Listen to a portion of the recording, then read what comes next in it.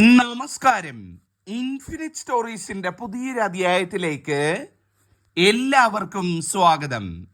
നാളെ വൃശ്ചികം 1 നമ്മുടെ ജീവിതത്തിലേക്ക് ഐശ്വര്യത്തിൻ്റെയും സമൃദ്ധിയുടെയും ഈശ്വരാധീനത്തിൻ്റെയും മറ്റൊരു വൃശ്ചിക മാസം കൂടി, മറ്റൊരു മണ്ഡലകാലം കൂടി ആരംഭിക്കുകയാണ്. നമ്മൾ മലയാളികളെ സംബന്ധിച്ചിടത്തോളം 4 പുലരികളാണ് ഏറ്റവും വിശേഷപ്പെട്ടത് എന്ന് പറയുന്നത്. 1 മേടമാസത്തിലെ വിഷുപ്പുലരി, 2 കർക്കിടക മാസത്തിലെ രാമായണ പുലരി, 3 പൊന്നിൻ ചിങ്ങമാസ പുലരി, 4 നന്മയുടെ വൃശ്ചിക പുലരി. ആ നന്മയുടെ ഐശ്വര്യത്തിൻ്റെ ഉയർച്ചയുടെ വൃശ്ചിക പുലരിയാണ് നാളത്തെ ദിവസം എന്ന് പറയുന്നത്. അതുകൊണ്ട് തന്നെ നാളത്തെ ദിവസം രാവിലെ ഉറക്കം എഴുന്നേൽക്കുന്ന എല്ലാവരും ഞാൻ ഈ പറയുന്ന വസ്തു കണി കാണുക. ഒരു വർഷത്തെ ഫലമാണ്. നാളത്തെ ദിവസം രാവിലെ ഉറക്കം എഴുന്നേറ്റ് ഈ വസ്തു കണി കണ്ടുകൊണ്ടാണ് നിങ്ങളുടെ ദിവസം തുടങ്ങുന്നത് എന്നുണ്ടെങ്കിൽ നിങ്ങളുടെ ജീവിതത്തിൽ വരുന്ന ഒരു വർഷക്കാലം ഐശ്വര്യവും സമ്പൽ സമൃദ്ധിയും ഉയർച്ചയും വന്നു നിറയുന്നതായിരിക്കും. അപ്പൊ ഈ വീഡിയോ കാണുന്ന എല്ലാവരും നാളെ രാവിലെ കണി കാണണം. അതെങ്ങനെയാണ് എന്നുള്ളത് ഞാൻ കൃത്യമായിട്ട് പറഞ്ഞു തരാം. ആദ്യമായിട്ട് മനസ്സിലാക്കേണ്ട കാര്യം എന്ന് പറയുന്നത്, നാളത്തെ ദിവസം രാവിലെ വീട്ടിലെ ഏതെങ്കിലും ഒരു മുതിർന്ന അംഗമോ അല്ലെങ്കിൽ വീട്ടിലെ ഗൃഹനാഥയോ രാവിലെ ആദ്യം തന്നെ എഴുന്നേറ്റ് കുളിച്ച് ശുദ്ധിയായി വന്ന് വീട്ടിൽ നിലവിളക്ക് തെളിയിക്കണം എന്നുള്ളതാണ് ഒന്നാമത്തെ കാര്യം. ആ നിലവിളക്കിന് മുന്നിൽ വേണം ഈ വസ്തു വെച്ച് കണി കാണാൻ എന്ന് പറയുന്നത്. അതിനുശേഷം മറ്റംഗങ്ങളെല്ലാം എഴുന്നേറ്റ് വന്ന് ആ കണി കാണാവുന്നതാണ്. അപ്പം വീട്ടിലെ ഗൃഹനാഥ അല്ലെങ്കിൽ വീട്ടിലെ മുതിർന്ന ഒരു വ്യക്തി ഇത്തരത്തിൽ രാവിലെ എഴുന്നേറ്റ് കുളിച്ച് ശുദ്ധിയായി ഏറ്റവും ഐശ്വര്യമായിട്ട് വന്ന് വീട്ടിൽ നിലവിളക്ക് തെളിയിക്കുക. നിലവിളക്ക് 5 തിരിയിട്ട് കത്തിക്കാം, അതല്ല ഒറ്റ തിരിയിട്ട് കത്തിക്കുകയാണെങ്കിൽ അങ്ങനെ. എന്തായാലും നിലവിളക്ക് തെളിയിക്കുക എന്നുള്ളതാണ് ആദ്യത്തെ കാര്യം. ആ നിലവിളക്കിന് മുന്നിലായിട്ട് ഒരു വാഴയില വെട്ടിയിടുക. വാഴയില ഇടുക എന്ന് പറയുമ്പം ഒരു വാഴയില തുമ്പ് നല്ല വൃത്തിയായിട്ട് ഒരു ഇല വെക്കുക.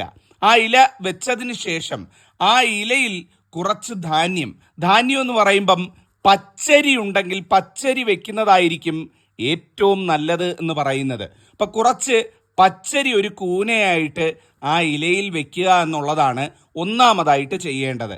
എന്നിട്ട് കുറച്ച് പൂക്കൾ എന്ന് പറയുമ്പം തെച്ചിപ്പൂ ഉണ്ടെങ്കിൽ അതാണ് ഏറ്റവും നല്ലത്.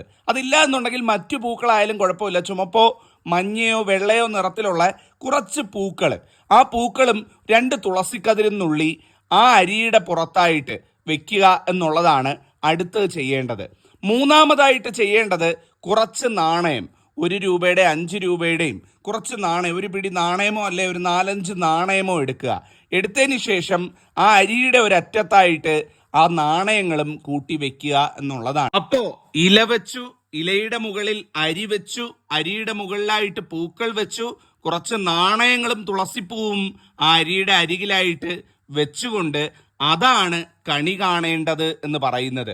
ഇനി വീട്ടിൽ വാഴയില ഇല്ല എന്നുണ്ടെങ്കിൽ നമ്മളൊരു പൂജാ താലം ഉപയോഗിച്ചാലും മതി എന്നുള്ളതാണ്.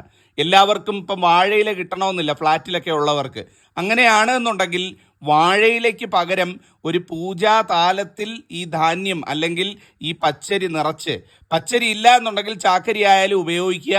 അപ്പം ആ ഒരു അരി നിറച്ച് ആ അരിക്ക് മുകളിലായിട്ട് പൂക്കളും തുളസിക്കതിരും വെച്ച് നാണയവും വെച്ച് അത് നിലവിളക്ക് കത്തിച്ച് നിലവിളക്കിന് മുന്നിൽ വെച്ച് കണി കണ്ടുകൊണ്ട് ദിവസം ആരംഭിക്കുക എന്നുള്ളതാണ്.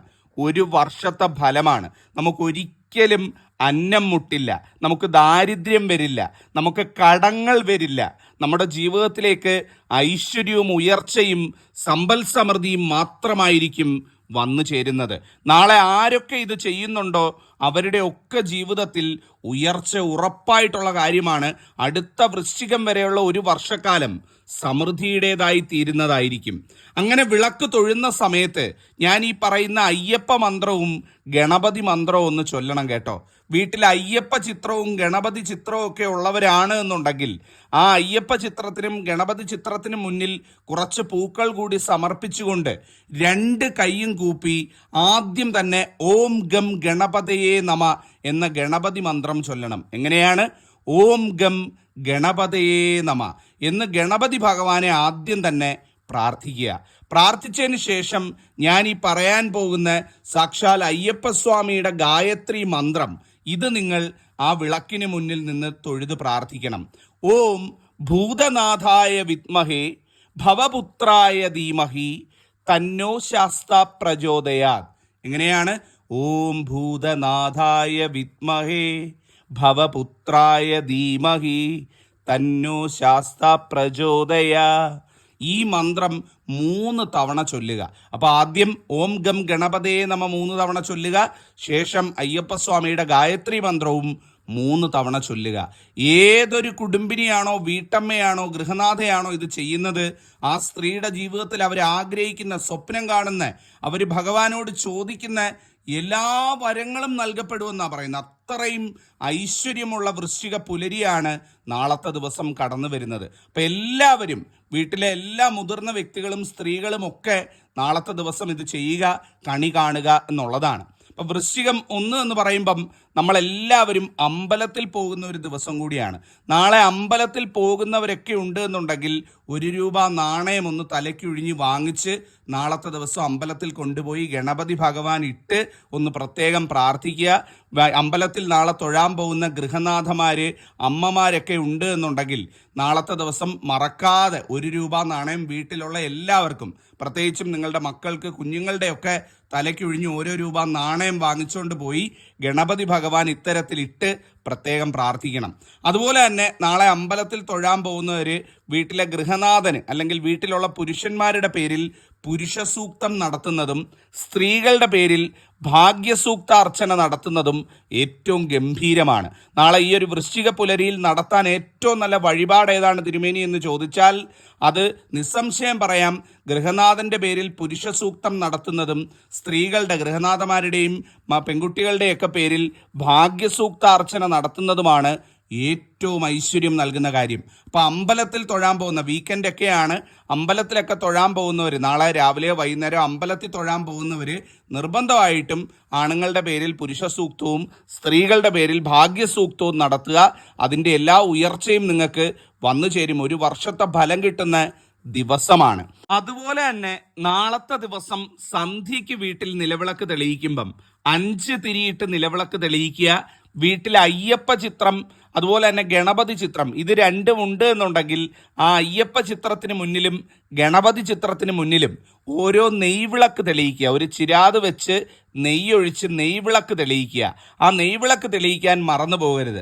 വീട്ടിൽ അയ്യപ്പ ചിത്രവും ഗണപതി ചിത്രവും ഉള്ളവർ നിർബന്ധമായിട്ടും ഇത് ചെയ്യണം. അപ്പം 5 തിരിയിട്ട് നിലവിളക്ക് തെളിയിച്ച് നെയ്വിളക്കും തെളിയിച്ച് ഏറ്റവും ഐശ്വര്യമായിട്ട് ഓം ഗം ഗണപതയേ നമ മന്ത്രവും അതോടൊപ്പം ഞാൻ ഈ പറഞ്ഞു തരാൻ പോകുന്ന അയ്യപ്പ മന്ത്രങ്ങളും ചൊല്ലണം എന്നുള്ളതാണ്.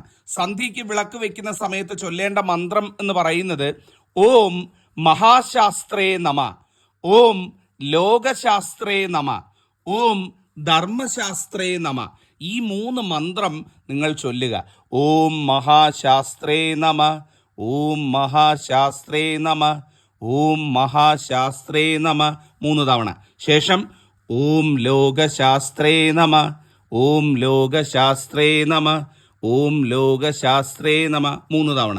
അതുപോലെ തന്നെ ഓം ധർമ്മശാസ്ത്രേ നമ. ഈ 3 മന്ത്രവും 3 തവണ ചൊല്ലുക. ശേഷം ഓം നമഃശിവായ മന്ത്രം കൂടി ചൊല്ലി ഏറ്റവും ഐശ്വര്യമായിട്ട് നാളത്തെ ദിവസത്തെ സന്ധ്യാപ്രാർത്ഥന നടത്താവുന്നതാണ്. അപ്പം എല്ലാവരും നാളെ വീട്ടിൽ വിളക്ക് തെളിയിച്ച് സന്ധ്യയ്ക്ക് തൊഴുന്ന എല്ലാവരും ഈ ഒരു കാര്യം വിട്ടുപോകരുത് എന്നുള്ളതാണ്. നാളത്തെ ദിവസം അതുപോലെ തന്നെ ചില്ലറ മാറി വെച്ചിരുന്ന് കൈനീട്ടം കൊടുക്കാനും രാവിലെ വിട്ടുപോകരുത്.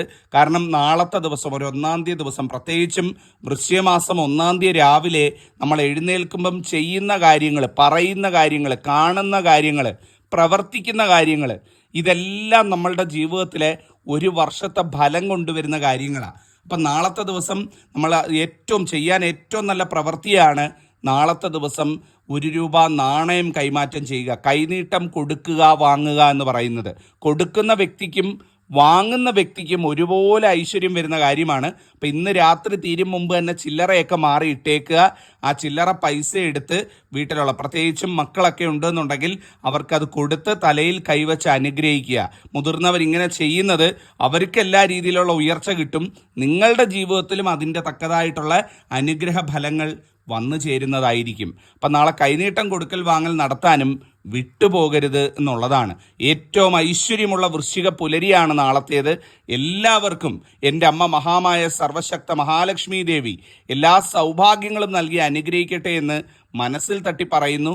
സാക്ഷാൽ ധർമ്മശാസ്താവിൻ്റെ അയ്യപ്പസ്വാമിയുടെ അനുഗ്രഹം എല്ലാവർക്കും വന്നു ചേരട്ടെ. നന്ദി, നമസ്കാരം.